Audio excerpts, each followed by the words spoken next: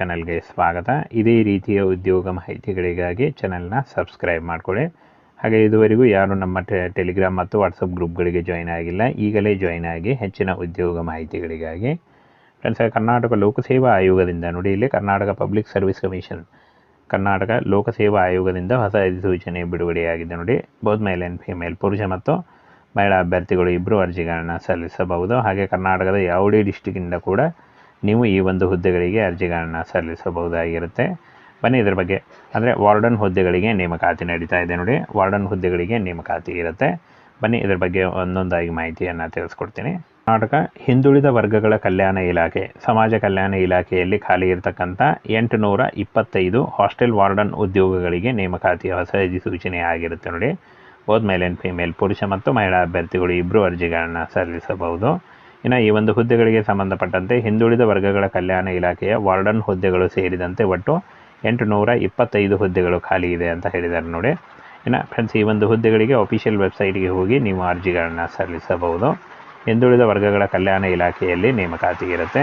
ಹುದ್ದೆಗಳ ವಿವರ, ವಿದ್ಯಾರ್ಹತೆ, ವಯೋಮಿತಿ, ಅನುಭವ, ವೇತನ ಶ್ರೇಣಿ, ಆಯ್ಕೆ ವಿಧಾನ, ಇದರ ಬಗ್ಗೆ ಸಂಪೂರ್ಣ ಮಾಹಿತಿ ವಿಡಿಯೋದಲ್ಲಿರುತ್ತೆ ನೋಡಿ.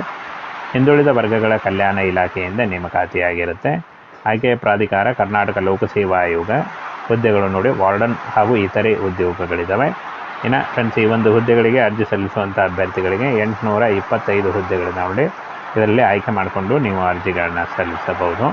ಹಾಸ್ಟೆಲ್ ವಾರ್ಡನ್ 150 ಹುದ್ದೆಗಳು, ಅಡಿಗೆಯವರು 300 ಹುದ್ದೆಗಳು, ಅಡುಗೆ ಸಹಾಯಕರು 300 ಹುದ್ದೆ, ರಾತ್ರಿ ಕಾವಲುಗಾರ 75 ಹುದ್ದೆಗಳಿದ್ದಾವೆ ನೋಡಿ. ಇಷ್ಟೊಂದು ಹುದ್ದೆಗಳಿದ್ದಾವೆ. ಈ ಒಂದು ಹುದ್ದೆಗಳಿಗೆ ಆಯ್ಕೆ ಮಾಡಿಕೊಂಡು ನೀವು ಅರ್ಜಿಗಳನ್ನು ಸಲ್ಲಿಸಬಹುದು. ಇನ್ನು ವಿದ್ಯಾರ್ಹತೆ SSLC, PUC ಹಾಗೂ ಎನಿ ಡಿಗ್ರಿ ಮಾಡಿದಂಥ ಅಭ್ಯರ್ಥಿಗಳು ಈ ಒಂದು ಹುದ್ದೆಗಳಿಗೆ ಅರ್ಜಿಗಳನ್ನು ಸಲ್ಲಿಸಬಹುದು. ಹಾಗೆ BEd ಕೇಳಿದ್ದಾರೆ ನೋಡಿ, BEd ಆಗಿದ್ದರೂ ನೀವು ಅರ್ಜಿಗಳನ್ನು ಸಲ್ಲಿಸಬಹುದು. ಇನ್ನು ವಯೋಮಿತಿಯನ್ನು ನೋಡೋದಾದರೆ 18ರಿಂದ 35 ವರ್ಷ, OBC ಅಭ್ಯರ್ಥಿಗಳಿಗೆ 3 ವರ್ಷ ಮತ್ತು SC/ST ಅಭ್ಯರ್ಥಿಗಳಿಗೆ 5 ವರ್ಷಗಳ ವಯೋಮಿತಿ ಸಡಿಲಿಕೆ ಕೂಡ ಇರುತ್ತೆ ನೋಡಿ. ಆದಷ್ಟು ನಿಮ್ಮ ವಯಸ್ಸನ್ನು ಲೆಕ್ಕಾಚಾರ ಮಾಡಿಕೊಂಡು ನೀವು ಅರ್ಜಿಗಳನ್ನು ಸಲ್ಲಿಸಬಹುದು. ಪರಿಶಿಷ್ಟ ಜಾತಿ, ಪರಿಶಿಷ್ಟ ಪಂಗಡ ಒಂದು ಅಭ್ಯರ್ಥಿಗಳಿಗೆ 5 ವರ್ಷಗಳ ವಯೋಮಿತಿ ಸಡಿಲಿಕೆ ಇದ್ದರೆ, 2A 2B ಮತ್ತು 3A 3B ಅಭ್ಯರ್ಥಿಗಳಿಗೆ 3 ವರ್ಷ ಇರುತ್ತೆ. ವಿಕಲಚೇತನ ಅಭ್ಯರ್ಥಿಗಳಿಗೆ 10 ವರ್ಷಗಳ ವಯೋಮಿತಿ ಸಡಿಲಿಕೆ ಕೂಡ ಇರುತ್ತೆ ನೋಡಿ. ವೇತನ ಶ್ರೇಣಿ 30,000ದಿಂದ 60,000ವರೆಗೆ ಪರ್ ಮಂತ್ ಸ್ಯಾಲ್ರಿ ಆಗಿರುತ್ತೆ ನೋಡಿ. ಇದು ಜಾಸ್ತಿ ಕೂಡ ಆಗ್ತಾ ಹೋಗುತ್ತೆ. ಇನ್ನು ಆಯ್ಕೆ ವಿಧಾನವನ್ನು ನೋಡೋದಾದರೆ ಸ್ಪರ್ಧಾತ್ಮಕ ಪರೀಕ್ಷೆಯಲ್ಲಿ ಪಡೆದಿರುವ ಅಂಕಗಳ ಮೂಲಕ ಆಯ್ಕೆಯನ್ನು ಮಾಡಿಕೊಳ್ಳಲಾಗುತ್ತೆ ಅಂತ ಹೇಳಿದ್ದಾರೆ. ಇನ್ನು ಅರ್ಜಿ ಸಲ್ಲಿಕೆ ಈ ಒಂದು ಅಫಿಷಿಯಲ್ ವೆಬ್ಸೈಟಿಗೆ ಹೋಗಿ ನೀವು ಅರ್ಜಿಗಳನ್ನು ಸಲ್ಲಿಸಬಹುದಾಗಿರುತ್ತೆ. ಇನ್ನೇನು ಕೆಲವೇ ದಿನಗಳಲ್ಲಿ ಈ ಒಂದು ಹುದ್ದೆಗಳಿಗೆ ಅರ್ಜಿ ಸಲ್ಲಿಕೆ ಶುರುವಾಗುತ್ತೆ.